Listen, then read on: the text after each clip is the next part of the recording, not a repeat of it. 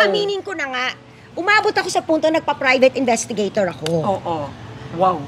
Umabot ako sa ganung punto. Itodo na natin to. Hindi, kasi hindi ko alam kung anong gagawin ko eh. Of course. Took a while, so kung totoo, anong gagawin ko?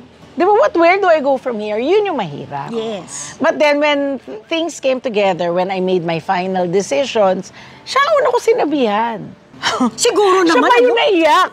Sabi ko sa kanya, cried. no, hindi naman, slight cry lang. Slight cry lang. Kailan mo ba ano mo sinabi mo ulit? Nakalimutan ko na nga eh. Sinabi ko sa'yo, Jelly, I'm getting an annulment. Sabi talaga niya, huh?